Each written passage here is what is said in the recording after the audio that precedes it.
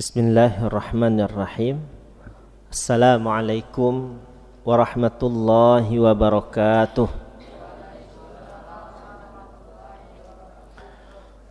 Alhamdulillah, wassalatu wassalamu ala rasulillah wa ala alihi wa ashabihi wa man walah. Subhanaka la ilma lana illa ma 'allamtana innaka antal alimul hakim. Allahumma allimna ma yanfa'una wanfa'na bima 'allamtana wa zidna 'ilman nafi'an ya rabbal alamin. Allahumma faqihna fid din wa 'allimna ta'wil waj'alna min 'ibadika salihin. Alhamdulillah, hadirin dan hadirat, bapak-bapak, ibu-ibu, para jemaah Masjid Husnul Khatimah yang insyaallah dirahmati Allah Subhanahu wa taala. Kembali kita bersyukur pada Allah. Pada malam hari ini kita baru saja melaksanakan sholat maghrib secara berjamaah. Kemudian kita lanjutkan dengan beriktikaf sampai menjelang waktu isya, sambil melanjutkan kajian yang insyaallah pada malam hari ini kita akan membahas terkait hukum seputar hibah. Tema kita pada malam hari ini adalah agar hibah tidak menjadi musibah. Karena dalam memberikan hibah kadang-kadang niatnya baik, ya, niatnya baik. Tapi dalam memberikan hibah tidak cukup hanya niat baik saja, tidak. Tapi aturannya juga harus benar, ya. Tidak cukup niat baik saja, tapi aturannya juga harus benar. Betapa banyak orang yang memberikan hibah baik kepada keluarga ataupun kepada orang lain yang ujungnya itu justru menjadi musibah, menjadi sumber konflik, ya. Nah, makanya pada malam hari ini kita akan bahas bagaimana agar hibah tersebut tidak menjadi musibah, ya. Yang pertama, apa definisi hibah? Apa itu pengertian hibah? Nah, ulama mengatakan hibah adalah tamlikul insan ma lahu li ghairihi fil hayati bila iwadin, ya. Tamlikul insan ma lahu li ghairihi fil hayati bila iwadin. Pemberian harta seseorang kepada orang lain ketika masih hidup tanpa imbalan. Nah, itu namanya hibah. Ya, pemberian harta seseorang kepada orang lain, ya, ketika dia masih hidup tanpa imbalan. Nah, kalau harta tersebut diberikan setelah dia wafat, berarti bukan namanya hibah, akan tetapi apa namanya, Pak? Wasiat, ya. Kalau warisan nggak perlu diberikan pun tetap dapat, ya. Kalau hibah dan wasiat mesti harus diberikan oleh yang punya harta. Jadi hibah dan wasiat itu wewenangnya orang yang punya harta, ya, pewaris. Sedangkan warisan itu tidak ada hubungannya dengan orang yang punya harta. Meskipun dia nggak mau kasih ke anak yang pertama karena nakal misalnya, nanti kalau dia meninggal dunia tetap anak pertama itu dapat warisan. Karena warisan itu bukan wewenang lagi orang yang punya harta, tapi sudah wewenang Allah Subhanahu wa taala, ya. Makanya akad warisan itu akad ijbari kata para ulama. Seseorang dipaksa untuk mendapatkan harta warisan tersebut. Ahli waris dipaksa untuk mendapatkan harta warisan tersebut, ya. Nah, yang berada dalam wewenang pewaris atau orang yang punya harta cuma dua, hibah atau wasiat, ya. Sedangkan perbedaan antara hibah dan wasiat, kalau hibah diberikan ketika dia masih hidup, nah, jadi langsung berpindah kepemilikan, langsung diserahkan ketika dia masih hidup. Nah, kalau diberikan setelah dia meninggal dunia, maka namanya bukan hibah, akan tetapi wasiat, ya, akan tetapi wasiat. Jadi banyak jemaah yang bertanya, Pak Ustadz, saya punya 10 kontrakan ini, ya. Saya mau menghibahkan kepada anak saya, tapi saya masih ingin mendapatkan sewanya. Bagaimana ada Pak Ustadz? Ribet amat, ya. Ya usah, nggak usah diberikan, pegang aja ibu dulu, ya. Jadi kalau udah meninggal dunia itu jadi harta warisan, ya. Karena tidak boleh memberikan hibah bersyarat, ya. Misalnya saya memberikan hibah kepada engkau rumah ini dengan syarat kalau engkau meninggal dunia ini enggak boleh diwariskan kepada anak istrimu. Nah, itu enggak sah syarat tersebut, ya.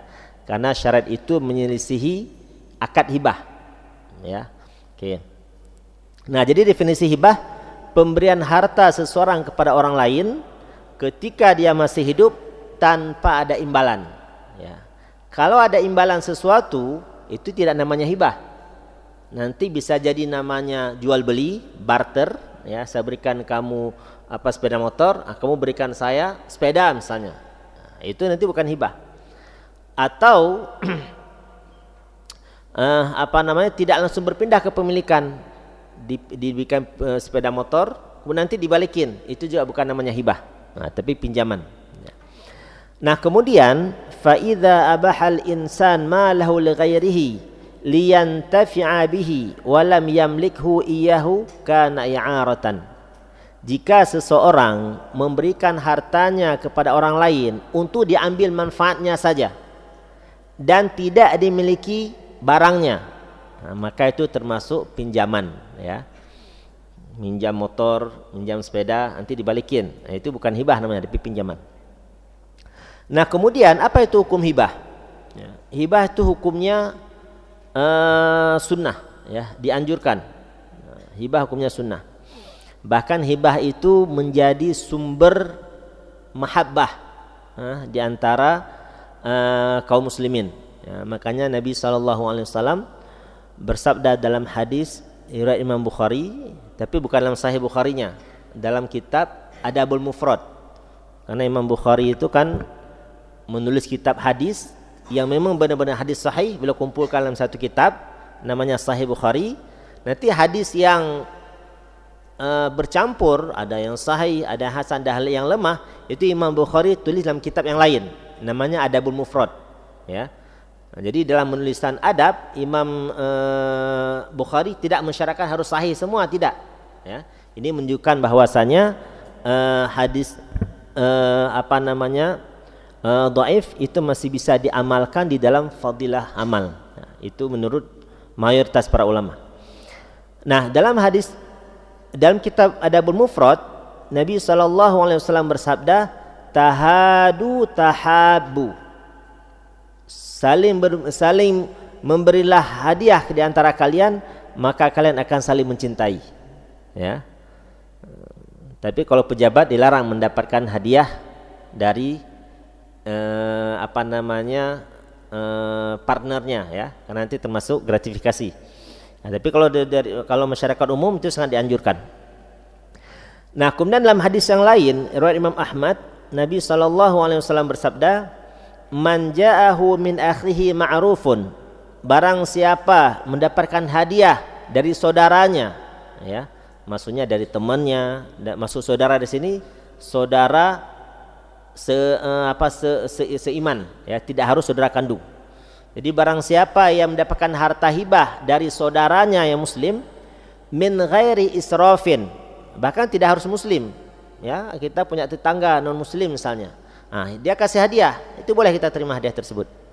Min ghairi israfin wala mas'alatin, tanpa kita harap dan tanpa kita minta. Falyaqbalhu wala yaruddahu, maka hendaklah dia terima hadiah tersebut, ya. Maka Nabi tidak pernah menolak hadiah, ya. Nabi tidak pernah menolak hadiah. Bahkan ada orang yang memberikan hartanya, ya, diberikan kepada Nabi SAW, namun ketika orang tersebut meninggal dunia, Nabi terima, walaupun setelah itu Nabi kembalikan kepada ahli warisnya, ya. Apa kata Nabi? Fa innama huwa rizqun saqahu Allahu ilaih.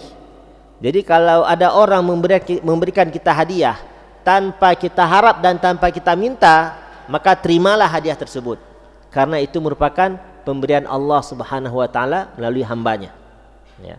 Yang terlarang itu kalau kita harap dan kita minta, nah itu terlarang, ya. Nah, jadi hukum hibah sunnah, ya. Nah, kemudian berikutnya syarat sahibah. Syarat sahibah. Yang pertama, hibah itu harus milik pribadi. Enggak boleh seorang istri menghibahkan harta suaminya, itu enggak boleh, ya. Harus milik pribadi, ya. Dan yang lebih parah lagi, ketika suami meninggal dunia, ya. Nah, istri yang menghibah harta peninggalan suaminya untuk anak-anaknya atas nama hibah, itu nggak boleh, ya. Itu nggak boleh. Jangankan suami sudah meninggal dunia, suami masih hidup saja, istri tidak boleh menghibah harta suami kecuali atas izin suami, ya. Itu yang pertama. Yang kedua, tanpa paksaan, ya, tanpa paksaan. Ini juga sering terjadi, ya, ketika bapak meninggal dunia. Nah, kemudian anak dibagi harta warisan sesuai aturan waris 2:1. Namun setelah selesai pembagian harta warisan, ibu ngomong kepada anak laki-laki, "Nak, kamu kasih sedikit harta warisanmu kepada adikmu perempuan itu, ya. Kamu kasih." Nah, sehingga anak ini merasa terpaksa dia untuk memberikan. Itu enggak sah hibahnya, ya. Karena hibah itu didasari tanpa paksaan, ya. Kemudian yang ketiga, objek hibah bukan barang haram, ya, bukan barang haram. Makanya hasil dari korupsi misalnya atau barang haram itu tidak boleh dihibahkan, ya. Karena ada sebagian orang untuk mensucikan harta yang dia korupsi, dia akan sedekahkan sebagiannya, ya. Yang lebih parah lagi, dia keluarkan zakatnya. Nah, ini muskilah, ya. Karena harta haram itu, Bapak Ibu sekalian, tidak ada zakatnya. Harta haram itu tidak ada zakatnya. Ada seseorang korupsi misalnya 10 miliar. Itu jangan dikeluarkan 2,5%. Harta haram itu tidak ada zakatnya. Karena harta haram itu harus dikembalikan kepada pemiliknya. Siapa pemiliknya? Negara. Kembalikan ke negara. Itu yang wajib dilakukan pada harta haram, bukan dikeluarkan zakatnya, ya. Karena sebagian orang beranggapan harta itu bisa zakat bisa membersihkan harta, ya. Jadi maksud zakat bisa membersihkan harta, maksudnya adalah jika harta kita itu halal, misalnya kita punya harta 1 miliar, halal, kita dapatkan dengan cara halal, ya. Maka ketika sampai haul dan nisab, itu di dalam harta kita ada hak orang lain 2,5%. Nah, agar hak orang lain itu tidak bercampur dengan harta kita, maka kita keluarkan 2,5% tersebut. Itulah ini maksud zakat membersihkan harta. Dengan syarat harta kita halal. Tapi kalau harta kita dari awal sudah haram, maka itu justru tidak dizakati. Akan tetapi dikembalikan kepada pemiliknya, ya. Nah, kemudian yang keempat, syarat sah hibah berikutnya adalah tidak dibatasi waktu, ya, tidak dibatasi waktu. Artinya ketika barang sudah diberikan kepada seseorang, ya sudah menjadi miliknya mu'abbad selama-lamanya. Bahkan tidak boleh menarik kembali harta yang sudah dihibahkan, ya, kecuali hibah orang tua kepada anaknya, itu diperbolehkan. Ini yang dikecualikan oleh Nabi SAW. Nah, kemudian berikutnya terjadi ijab qabul, ya, terjadi ijab qabul. Nah, ini penting nih, Pak. Kadang-kadang ketika kita nggak faham bagaimana tata cara hibah yang baik dan benar, kadang-kadang kita langsung kasih hibah, ya, kepada seseorang misalnya, atau kepada anak tertentu, tapi tidak ada ijab kabul, ya. Ada anak misalnya, kita punya mobil 2, ada anak yang tinggal bersama kita, udah, nak, kalau mau kemana-mana pakai aja mobil bapak yang satu lagi. Dia pakai kemana-mana, karena kelamaan dia pakai, dia merasa ini diberikan. Padahal bapaknya tidak ada ijab dan kabul, itu dihibahkan.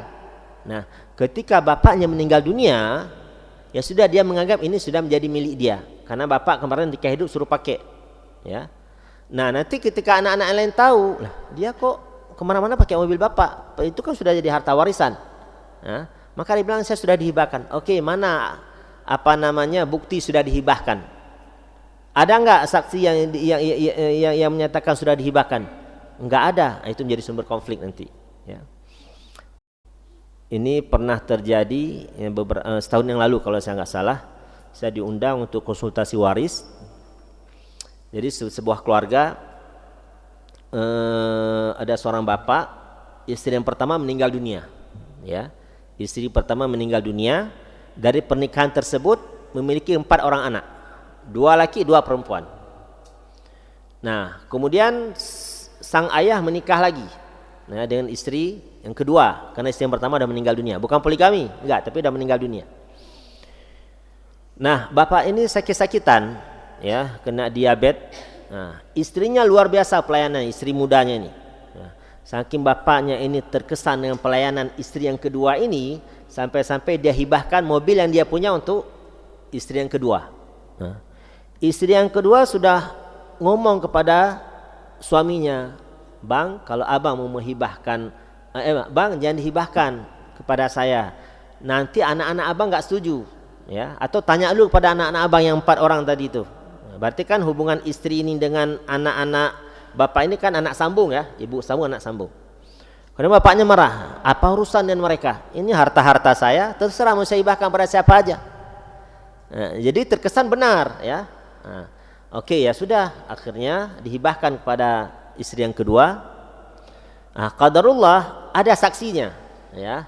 Jadi tulis surat hibah, ada saksi, 2 orang saksi tanda tangan, udah dipegang surat hibahnya. Nah, ketika beliau meninggal dunia, maka anak-anaknya yang tinggal di tempat lain itu kan datang, ya, ngurusin jenazah, udah selesai. Ya sudah, dia tahu bapaknya punya mobil. Nah, cuman nggak tahu itu sudah dihibahkan kepada istri yang kedua. Ya sudah, akhirnya diminta, "Bu, pinjam mobilnya dong, kita mau." Nah, dikasih mobil. Nah, di dalam mobil tersebut lengkap dengan STNK-nya, buku-buku, surat-surat lengkap di situ semua. Ya sudah, dibawa pulang ke kampungnya, cuma beda kabupaten. Itu enggak kembali sampai hari ini. Ya, enggak kembali sampai hari ini. Nah, ketika konsultasi waris, nah itu satu-satunya keluarga yang saya tangani yang enggak tuntas, yang enggak selesai. Bahkan bukan berakhir harmonis, justru berakhir tragis. Nah, itulah cikal bakal saya tulis buku dengan judul ini. Bagi waris tidak harus tragis. Di situ awalnya. Nah, begitu konsultasi waris, ibu tuh bilang, "Pak Ustadz, mobil yang dipakai mobil yang pernah diambil oleh anak pertama itu sebenarnya sudah dihibahkan kepada saya, Pak Ustadz." Nah, ya sudah, oke, saya tanya, ada buktinya enggak, Bu? Nah, kalau hanya sekedar ucapan itu tidak bisa diterima. Ada buktinya enggak? Nah, kemudian ibu itu mengatakan, "Sebenarnya ada buktinya, Pak Ustadz, ada suratnya. Cuma karena begitu saya tahu mobil itu sudah dijual oleh anak yang pertama, maka saya setiap melihat surat hibah itu sedih. Ini saya dapat hibah dari suami, tapi kok tidak mendapatkan harta hibahnya, cuma sekedar suratnya saja. Nah, setiap saya lihat surat ini sedih, Pak Ustadz, saya buanglah surat tersebut." Wah, kalau itu alasannya nggak bisa dibenarkan, Bu. Saksi yang tanda tangan di situ ada nggak? Untung masih hidup. Nah, masih hidup ya. Maka ketika di forum kita hadirkanlah saksi. Saksi itu mengatakan, "Ya, saya tanda tangan itu." Nah, namun anak-anaknya tetap juga menolak. Ya, maka dari kisah ini bisa kita pahami atau bisa kita simpulkan, kalau bapak mau menghibahkan harta kepada orang lain, minta ahli waris yang menjadi saksi. Karena supaya dia tahu ternyata harta benar itu dihibahkan. Nanti kalau dia menolak, "Oh enggak, itu tidak dihibahkan." Bagaimana tidak, itu tanda tangan kamu di surat hibah. Ya, makanya saksi terbaik adalah ahli waris. Ya, saksi terbaik adalah ahli waris. Ya, maka sampai hari ini enggak selesai itu. Bahkan di forum mereka saling mengancam. Wah, ngeri ya, saling mengancam. Padahal semuanya itu agamis. Artinya bukan orang yang jauh dari agama, enggak, justru orang yang dekat dengan agama, menghidupkan sunnah ya, rajin sholat dan sebagainya. Tapi ketika berhadapan dengan harta warisan, seakan-akan hilang ciri kesolehannya ya. Maka memang benar harta warisan itu harta panas ya. Kemudian berikutnya, syarat sah berikutnya adalah terjadi serah terima. Nah, cuma ini diperselisihkan oleh para ulama. Apakah syarat sah hibah itu sudah diterima ataukah tidak?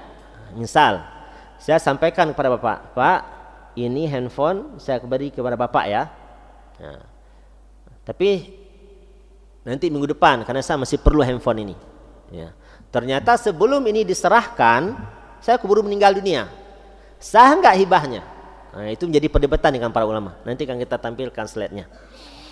Nah, kemudian yang ketujuh, pemberi hibah harus berakal dan balik. Artinya kalau ada anak dia memberikan hibah kepada orang lain, ini hibah dalam jumlah besar ya. Kalau cuma kasih permen atau kasih roti itu enggak masalah. Tapi kalau dia memberikan dalam jumlah besar, 1 juta misalnya dia kasih ke teman-temannya, itu batal hibahnya, bisa ditarik kembali. Ya, karena anak kecil ini atau belum balik, dia tidak boleh mentasarrufkan harta. Termasuk jual beli ya. Jual beli anak kecil itu tidak boleh jual beli yang yang ada nilainya. Yang diperbolehkan, yang ditolerir oleh para ulama adalah jual beli yang ringan-ringan, beli permen, beli donat, itu nggak masalah. Tapi kalau anak belum balik kok beli HP, nah itu tidak sah jual belinya. Ya. Apalagi anak-anak sekarang kan pinter ya. Begitu dapat handphone orang tuanya tergeletak langsung dia COD. Ya. Tahu datang paket, siapa beli? Ternyata anaknya kerjanya. Ya. Ya. Oke, itu syarat sah hibah. Nah kemudian berikutnya, hibah kepada anak harus adil. Ya, hibah kepada anak harus adil. Nanti para ulama berbeda pendapat terkait apa definisi adil. Apakah sama rata atau sesuai aturan waris? Itu khilaf di kalangan para ulama. Ya. Nah, kemudian pertanyaannya, sah enggak hibah jika tidak adil? Misal, ada seseorang memiliki 3 orang anak. Ya. Anak yang pertama sudah menikah. Nah, karena anak ini sudah menikah, maka diberikanlah rumah oleh bapaknya. Nak, daripada kamu ngontrak, silakan bapak punya 2 rumah nih. Yang satu bapak pakai dengan ibu, yang satu lagi silakan kamu pakai. Ya, karena kamu kan sudah menikah, silakan kamu pakai. Nah, sampai di sini itu harus jelas akadnya apa. Pak, ini dipinjamkan atau dihibahkan? Nah, kalau bapaknya mengatakan enggak, saya hibahkan. Oke, berarti jelas itu hibah ya. Nah, kemudian bapak ini meninggal dunia, sedangkan 2 anak yang lain belum mendapatkan harta hibah. Nah, pertanyaannya, hibah orang tua kepada salah satu anaknya sah ataukah tidak? Ya. Di sini para ulama berbeda pendapat. Ya. Sebagian ulama mengatakan tidak sah hibahnya. Ya, tidak sah hibahnya. Kenapa? Karena ketika ada salah seorang sahabat yang bernama Nu'man bin Bashir. Nu'man nama anaknya, Bashir nama bapaknya. Bashir ini memberikan sebagian hartanya untuk Nu'man. Dalam riwayat dan sebuah riwayat disebutkan kebun, ya, kebun dikasih kepada anaknya Nu'man. Kemudian dia minta istrinya untuk menjadi saksi. Ya, tapi istrinya menolak. Saya tidak mau menjadi saksi kecuali kasus ini engkau ceritakan kepada Nabi SAW. Ya sudah, Bashir ngajak Nu'man untuk ketemu Nabi SAW. Kemudian diceritakanlah kepada Nabi, wahai Rasulullah, saya telah menghibahkan sebagian harta saya untuk anak saya Nu'man ini. Apa pertanyaan Nabi? Apakah engkau juga menghibahkan kepada anak-anak yang lain ataukah tidak? Maka Bashir mengatakan, tidak wahai Rasul, hanya anak ini saja. Kemudian Nabi SAW bersabda, fattaqullah wa'dilu baina auladikum. Bertakwalah kepada Allah dan berlaku adillah kepada anak-anak kalian. Dalam riwayat yang lain itu disebutkan, Nabi mengatakan, fa'ashhid alayya ghairi. Silahkan kamu cari saksi yang lain. Aku tidak mau menjadi saksi atas kezaliman ini. Nah, begitu Bashir mengetahui Nabi marah, ya sudah dia tarik kembali hibah yang sudah diberikan kepada anaknya Nu'man. Nah, dari hadis ini ada beberapa kesimpulan hukum yang dapat kita tarik. Yang pertama, saksi terbaik adalah ahli waris. Ya. Jadi kalau bapak mau menghibahkan kepada orang lain atau mau mewasiatkan misalnya, jadi kalau saya meninggal dunia, 1/3 dari harta saya diberikan kepada masih husnul khotimah. Minta ahli waris jadi saksi. Ya, agar mereka tahu ketika orang tuanya masih hidup, benar orang tuanya ini punya wasiat. Ya. Nah, kemudian kesimpulan yang kedua, memberikan hibah kepada ahli waris dengan tidak adil itu merupakan kezaliman. Bahkan dikhawatirkan belum tentu anak yang kita berikan hibah itu akan mendoakan kita, Pak. Ya. Nah, sedangkan anak yang tidak menerima hibah itu otomatis dia mungkin tidak akan mendoakan orang tuanya karena sakit hati. Ini bapak saya ketika hidupnya pilih kasih. Masa abang saya diberikan rumah, saya nggak diberikan apa-apa? Nah, itu yang kita khawatirkan. Nah, makanya Nabi sudah menyampaikan jauh-jauh hari, kalau memberikan hibah, berikanlah secara adil. Kalau enggak usah diberikan semua. Biar harta tersebut mengalir menjadi harta warisan. Ya. Daripada menjadi sumber konflik. Ya. Nah, kemudian yang ketiga, ulama mazhab Hambali berpendapat karena Nabi tadi menolak untuk menjadi saksi, maka mereka berpendapat batal hibahnya jika tidak adil. Ya. Cuma dalam mazhab Syafi'i enggak. Nah, dalam mazhab Syafi'i tetap sah hibahnya, ya, tidak sah hibahnya walaupun dianjurkan adil, tapi hibahnya tetap sah. Ya. Oke, kemudian hibah orang tua kepada anaknya boleh ditarik kembali. Ya, hibah orang tua kepada anaknya boleh ditarik kembali. Hal ini berdasarkan hadis Nabi SAW, riwayat Imam At-Tirmidzi. Ya, Nabi bersabda, la yahillu lirrajuli ayu'tiya 'atiyatan thumma yarji'u fiha illa alwalida fima yu'ti waladahu. Tidak halal bagi seseorang yang sudah memberikan hibah kepada orang lain untuk ditarik kembali. Artinya harta yang sudah dihibahkan kepada orang lain sudah diterima, haram untuk ditarik kembali. Ya. Illa walida fima yu'ti waladahu, kecuali hibah orang tua kepada anaknya, itu boleh ditarik kembali. Ya, kita punya anak nih, kita hibahkan ruko pada dia. Ternyata ruko itu bukan digunakan untuk jualan, digunakan untuk maksiat misalnya. Nah, boleh orang tua menarik kembali harta hibah tersebut. Ya. Kemudian Nabi melanjutkan, mathalul ladzi yu'til 'atiyah thumma yarji'u fiha kamathalil kalbi akala hatta idza syab'a qa'a thumma 'ada fi qaihi. Orang yang menarik kembali harta hibahnya, Nabi mengatakan seperti anjing yang menjilat kembali muntahannya. Ya. Ini menunjukkan haram menarik kembali hibah yang sudah diberikan kepada orang lain. Kecuali hibah orang tua kepada anaknya, itu boleh ditarik kembali. Ya. Nah, kemudian berikutnya hibah ketika sakratul maut. Ya, hibah ketika sakratul maut. Misalnya ada seseorang ketika menjelang sakratul maut memiliki satu-satunya anak perempuan, nggak ada anak laki-laki. Nah, berarti kalau cuma satu anak perempuan, maka anak perempuan mendapatkan, kalau dia meninggal dunia, maka anak perempuan mendapatkan berapa? Setengah dari harta warisannya. Setengah lagi untuk siapa? Untuk saudara almarhum. Ya. Nah, ketika sakratul maut, dia tidak ingin hartanya ini mengalir untuk saudara-saudaranya. Ya, akhirnya dia hibahkan kepada anak perempuan. Semua dihibahkan. Nah, kalau sudah sakratul maut, itu hibah sudah enggak berlaku. Ya, kalau sudah sakit sakratul maut, hibah itu sudah tidak berlaku. Makanya kasus yang tadi saya ceritakan, salah satu argumentasi anak almarhum yang mengatakan hibah itu tidak sah, yang mengatakan hibah bapaknya kepada ibu sambungnya tidak sah, karena mereka menganggap bapak ketika memberikan hibah kepada ibu sambung dalam kondisi sakit, ya, dalam kondisi sakit. Nah, karena dia mendapatkan cuplikan video, ya, video Ustadz Amin Nur Bais, ya, ketika beliau menyebutkan tidak sah hibah dalam kondisi sakit. Nah, saya sampaikan video itu tidak salah, tapi kurang lengkap. Jadi maksud sakit di situ adalah sakit sakratul maut, sakit yang sakit parah. Nah, sedangkan sakit diabetes itu 4 tahun sakitnya, kan itu artinya bukan sakit yang menyebabkan dia meninggal dunia, ya, 4 tahun sakit. Nah, itu sah hibahnya, ya, tapi anaknya tetap bersikeras enggak, ada ustaz mengatakan tidak sah, ya.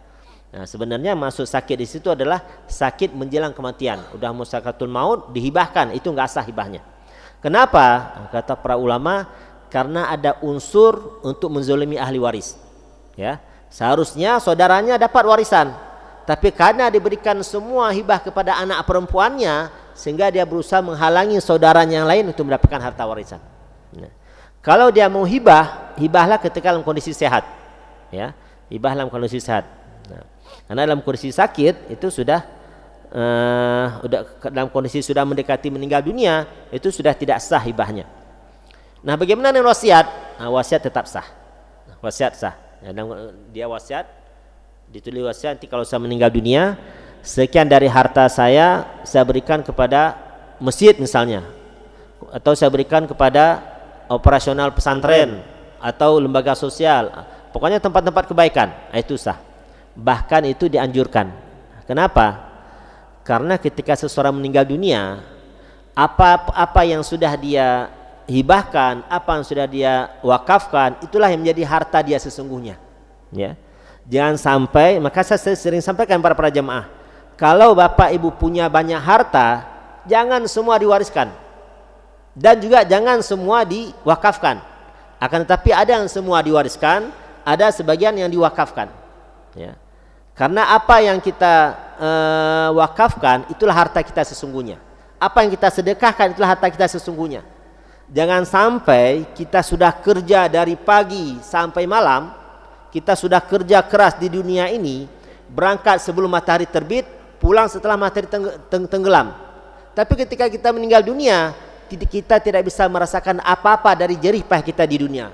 Ini sangat rugi. Ya, bahkan guru saya yang dari Yaman mengatakan, inilah termasuk orang yang celaka. Di dunia dia sudah habis-habisan kerja, tapi harta yang dia kumpulkan itu tidak sedikit pun memberikan manfaat kepada dia di akhirat. Ini sungguh merugi. Kenapa? Karena ketika dia masih hidup, tidak ada harta yang dia wakafkan, tidak ada harta yang dia hibahkan, tidak ada harta yang dia wasiatkan untuk ke masjid atau pesantren atau lain-lain. Atau dengan bahasa sederhana, tidak ada harta jariah yang dia usahakan. Sehingga begitu dia meninggal dunia, semua harta yang dia miliki menjadi milik ahli waris. Inilah yang disebutkan oleh Nabi SAW dalam hadis riwayat Imam Bukhari, man taraka malan faliwarathatihi. Barang siapa yang meninggal dunia dan meninggalkan harta, maka semua harta tersebut menjadi milik ahli warisnya. Ya, kalau kita punya ahli waris yang peka, yang peduli kepada kita. Saya menemukan tuh Pak, ada di Ciputat itu, begitu suaminya meninggal dunia, jadi subhanallah, jadi sebelum harta itu dibagi oleh ahli waris, maka istrinya sampaikan pada anak-anaknya, nak, bagaimana kalau sebagian harta warisan ini kita wakafkan atas almarhum bapak, bagaimana? Setuju anaknya semua. Itu subhanallah kalau kita punya ahli waris seperti itu. Namun ahli waris kita belum tentu seperti itu. Maka kita usahakan sendiri, ya. Ada sebenarnya kita untuk amal jariah, karena itulah harta kita sesungguhnya, ya. Nah, kemudian sahkah hibah sebelum diterima? Tadi contoh kasusnya ini, saya akan memberikan handphone ini kepada si fulan, tapi minggu depan karena hari ini masih saya pakai, atau mungkin minggu depan saya baru dapat bonus dari kantor mau beli handphone baru. Nah, sambil nunggu itu, ya sudah, nanti minggu depan saya akan berikan kepada engkau. Belum sampai minggu depan, saya sudah meninggal dunia. Ini yang sudah pernah saya ikrarkan, yang sudah pernah saya ucapkan akan saya hibahkan, sah ataukah tidak hibahnya? Ya, di sini para ulama berbeda pendapat. Ya, sebagian ulama berpendapat kalau sudah diakadkan dan itu sudah akad, sudah ijab dan qabul, ya udah saya terima hibahnya. Nah, sebagian ulama berpendapat sudah sah hibahnya. Meskipun saya meninggal dunia, ini tetap sudah sah milik si fulan hibahnya. Ya, dan inilah pendapat Imam Ahmad dan Imam Malik. Ya. Jadi mereka berpendapat annal hibata tastahiqu lil mauhubi lahu bimujarradil aqdi wala yushtaratu qabduha. Karena dalam mazhab Hambali dan mazhab Maliki, syarat sah hibah itu akad. Kalau sudah akad dan sudah ijab dan sudah qabul, sudah sah hibahnya meskipun belum diterima. Nah, hal ini berbeda dengan mazhab Syafi'i. Ya. Kalau dalam mazhab Syafi'i dan mazhab Hanafi, itu disyaratkan bukan hanya sekedar akad, tapi juga sudah diterima barangnya. Kalau barangnya belum diterima, seperti kasus ini tadi, saya akan hibahkan, tapi nanti pekan depan, saya keburu meninggal dunia, maka dalam mazhab Hanafi dan mazhab Syafi'i batal hibahnya. Kenapa? Karena belum diterima. Ya, itu khilaf di kalangan para ulama. Wallahu a'lam bishawab. Kita dengarkan azan terlebih dahulu, nanti baru kita jawab pertanyaan dari jamaah, insyaallah taala.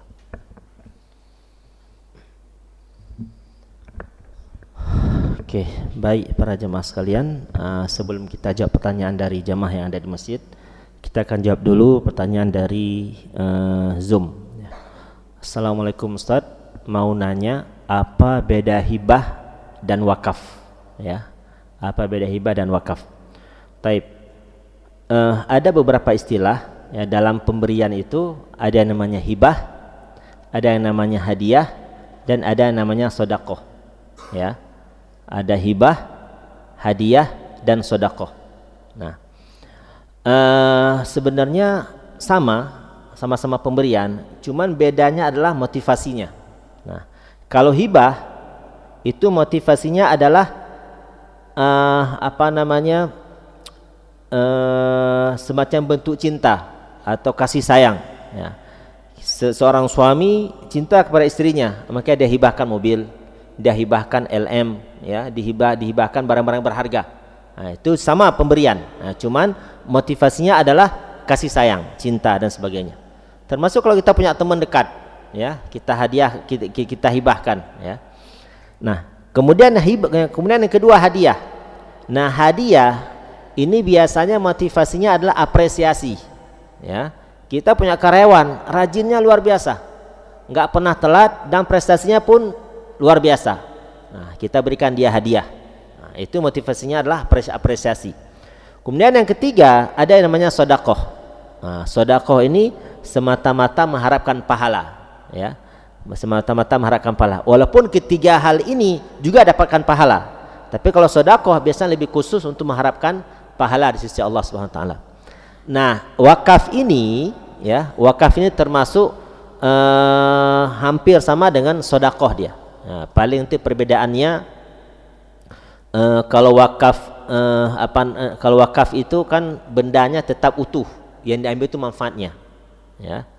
Bendanya tetap utuh, yang diambil manfaatnya. Misalnya ada orang mewakafkan bangunan misalnya untuk dijadikan sekolah. Nah, itu namanya wakaf, ya. Dan wakaf ini tidak boleh dirubah, ya, karena dia harus sesuai kehendak pewakifnya. Ketika ada seseorang mewakafkan tanah untuk jadi masjid, ya, kemudian di sekitar itu sudah ada masjid, ternyata nggak boleh in-nadhir punya inisiatif sendiri dia rubah menjadi sekolah, nggak boleh. Harus sesuai atas keinginan pewakif. Berbeda dengan hibah. Kalau hibah, kalau sudah kita diberikan, dihibahkan, ya sudah, itu sudah menjadi hak milik dan boleh diwariskan. Wakaf tidak boleh diwariskan, ya, wakaf tidak boleh diwariskan, ya. Makanya musola, masjid-masjid yang berada di ibu kota, terutama di Jakarta, itu seharusnya harus diusahakan sertifikat wakafnya, ya, jadi didaftarkan ke BWI, Badan Wakaf Indonesia. Karena dikhawatirkan kita nggak tahu ke depan nih, kalau pemimpin Jakarta bahkan pemimpin Indonesia non Muslim bisa jadi digusur itu, ya, ketika tidak punya sertifikat wakaf, ya. Oke, baik, silakan Bapak yang ada pertanyaan. Ya, silakan Pak.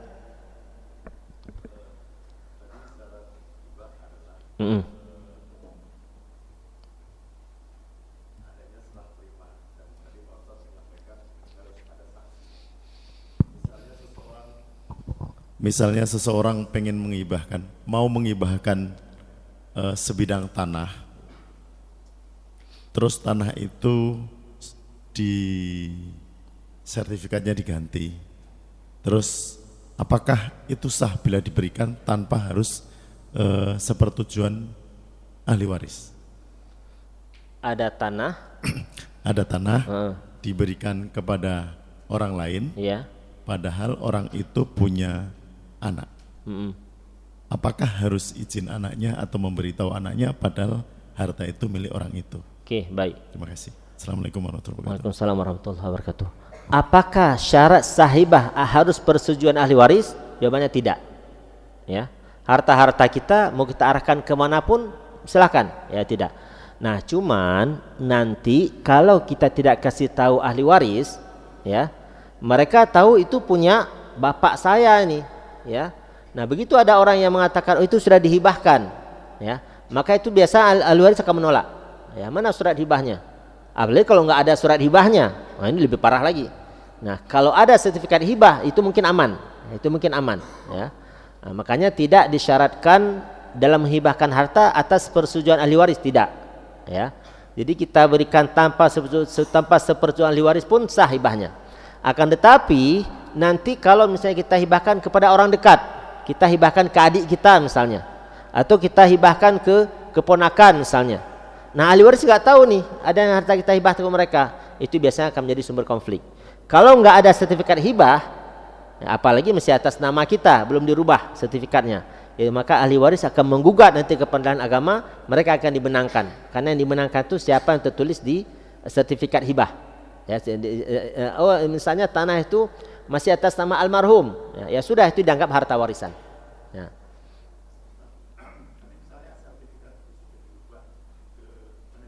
Ya, sah, nggak bisa digugat, Ya, kita punya tanah ini sudah kita hibahkan atas sama seseorang, langsung panggil notaris ganti sertifikat atas nama penerima hibah. Sah hibahnya. Ya, bahkan kalau ada ahli waris mau menggugat nggak bisa, udah atas nama dia, ya. Sah hibahnya. Ya. Nah, berikutnya silakan. Ya, silakan, Pak. Waalaikumsalam warahmatullahi wabarakatuh.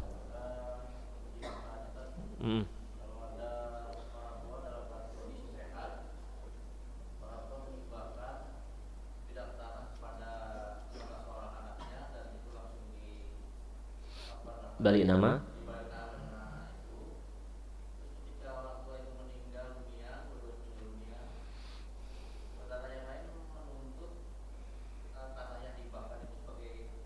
Warisan. Di situ khilaf para ulama, ya. Dalam mazhab Hambali itu tidak sah hibahnya. Jadi kalau hibah tidak merata, maksudnya tidak semua anak dapat hibah, itu tidak sah hibah dalam mazhab Hambali. Tapi dalam mazhab Syafi'i tetap sah. Ya sudah, jadi harta itu kalau sudah menjadi milik anaknya, apalagi sudah ada nama dia di situ, ya, itu sah, sudah menjadi milik penerima hibah. Itu khilaf di kalangan para ulama, ya. Nah, cuman ini termasuk pengadilan, yaitu kalau sudah atas nama penerima hibah, udah pengadilan mengesahkan sehingga harta tersebut tidak termasuk dalam harta warisan, ya. Tuh. Jadi saya pernah suatu ketika pernah datang hakim dari Saudi, ya. Beliau ngisi daurah di pesantren di Rumah Quran di depan Masjid Nurul Amal Komplek BI. Nah, saya kira beliau ya ulama, saya kira beliau ulama seperti ulama dai lah. Ternyata beliau hakim di sana, qadhi. Jadi kita tanya, oh ternyata qadhi. Makanya ketika saya minta foto dia bilang tolong jangan di-share fotonya, ya. Karena saya ini qadhi di sana. Oh, ya sudah saya tanya-tanya lah terkait mazhab Hambali karena Saudi kan bermazhab Hambali. Nah, beliau mengatakan seperti itu. Jadi hibah yang diberikan kepada salah satu anaknya itu kalau di Saudi batal hibahnya, akan kembali menjadi harta warisan, ya. Itu di Saudi. Nah. Tapi kalau kita di Indonesia tergantung di sertifikat itu nama siapa. Oh. Kalau di situ tertulis nama anak misalnya, anak yang pertama, ya sudah itu jadi milik dia. Bahkan kadang-kadang tradisi kita ini mau beli tanah atas nama istri, ya kan? Nggak ada niat menghibah ke istri. Nah, cuma mungkin karena kita di luar kota ribet ngurus administrasi, ya sudah pakai nama kamu aja. Nah, sehingga semua tanah atas nama istri. Itu kalau ada konflik kita bisa diusir dari rumah, Pak, ya. Jadi beli rumah atas nama istri, beli mobil atas nama istri, jadi beli kebun atas nama istri, semua atas nama istri. Itu begitu ada konflik, istri bisa mengatakan keluar dari rumah ini sudah atas nama saya semua. Udah. Bapak nggak bisa ngapa-ngapain, ya. Nah, karena nanti ketika digugat ke pengadilan, yang menang yang punya nama di sertifikat. Oh Pak Ustadz, saya nggak ada niat menghibahkan kepada istri. Ya salah Bapak, kenapa semua atas nama istri? Ya, sehingga ketika ada konflik, silahkan keluar dari rumah ini. Ya sudah, terpaksa kita keluar. Ya, karena itu secara atas nama istri.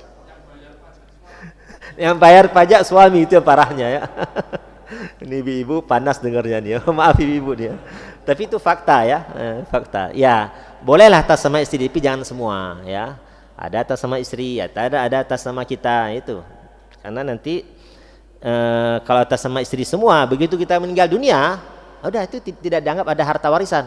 Rumah udah atas nama istri, kebun atas nama istri, mobil atas nama istri semua. Ketika kita meninggal dunia, apa yang mau kita wariskan kepada ahli waris kita? Apalagi kalau kita punya orang tua, ya, ada orang tua nggak dapat apa-apa, karena harta semua atas nama istri, ya. Ya, silakan Pak berikutnya. Ya.